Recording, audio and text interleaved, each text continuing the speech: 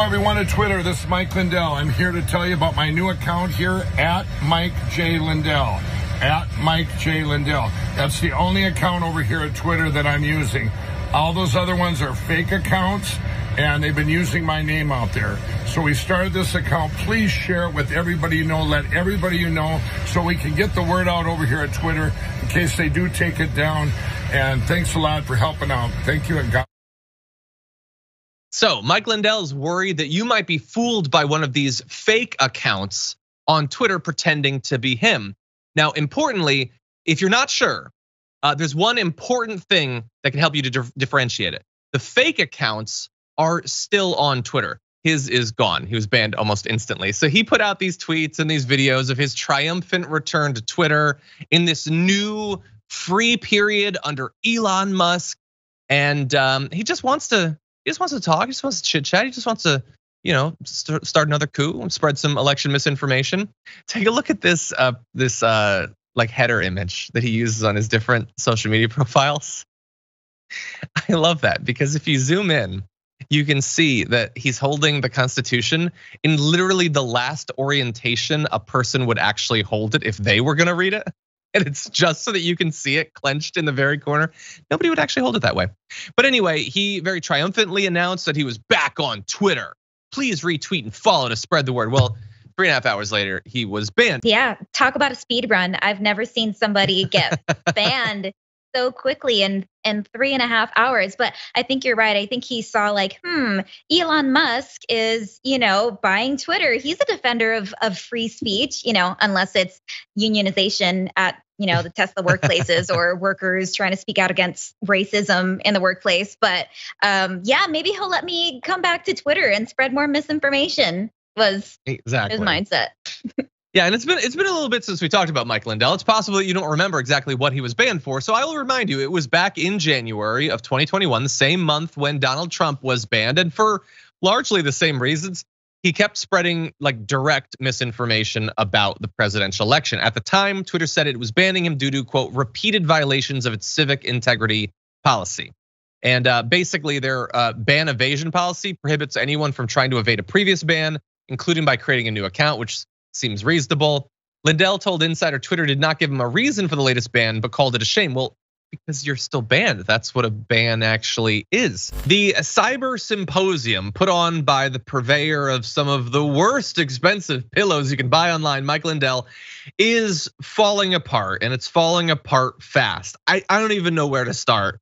I guess the most substantive problem for Mike Lindell is that one of the cyber guys, his term, not mine, that he brought on that was supposed to help him prove that China had rigged the election against Donald Trump turned out not to actually believe that that was the case. So Mr. Lindell said that he had 37 terabytes of irrefutable evidence that hackers, who he said were backed by China, broke in, switched votes in favor of President Biden.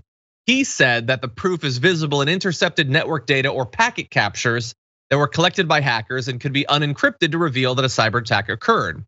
But his cyber expert, Josh Merritt, who is on the team hired by him to interrogate the data, told the Washington Times that packet captures are unrecoverable in the data and that the data, as provided, cannot prove a cyber incursion by China. He was quoted as saying, so our team said, we're not going to say that this is legitimate if we don't have confidence in the information.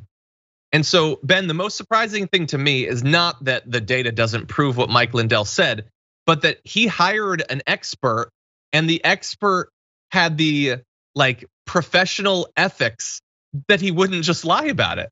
I thought any cyber guy he brought on would just tell him whatever he wants, but this guy actually cares. He wants to go where the evidence leads, and it doesn't lead to China overthrowing the election.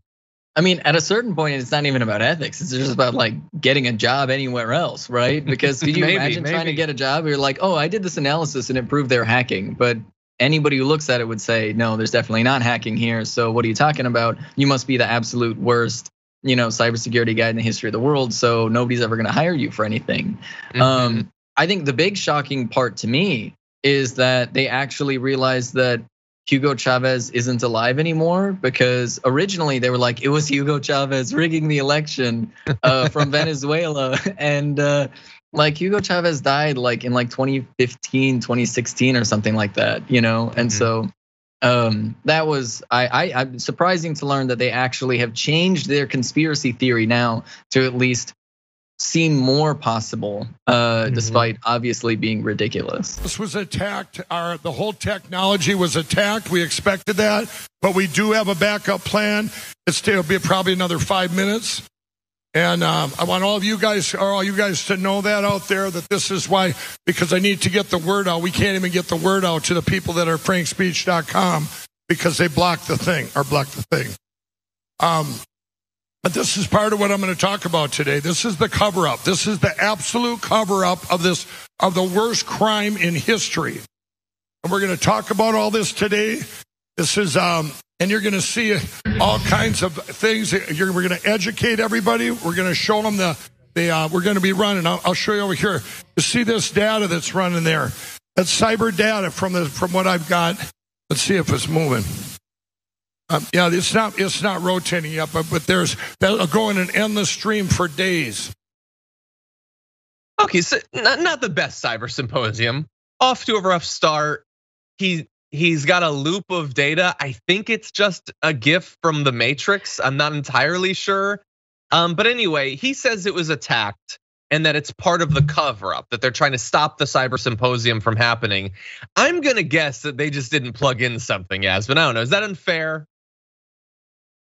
No, it's not. First of all, South Dakota sounds like the worst place to be right now. I would not recommend anyone go to South Dakota right now. Also, aren't there a lot of cyber guys up in North Dakota? Maybe you could have had it there instead. Maybe just get some better cyber guys who don't have an issue. You're not having technical difficulties at your cyber symposium. And then he called it the worst crime in history. Yeah. What? I can't even wrap my head around that. There's a million crimes that are worse than whatever happened, especially considering that this wasn't a thing that happened. It's not real. Exactly. It's not real. That's it. Yeah, I don't get the cyber guys thing. I don't know what he thinks that means. I look forward to Sea Guy Island coming next year on HBO Max, but I think that his whole concept of hackers and how that all works is basically summed up by the movies that used to have just people like do this on a keyboard really fast, and that was supposed to be like breaking into something. He actually thinks that that's true.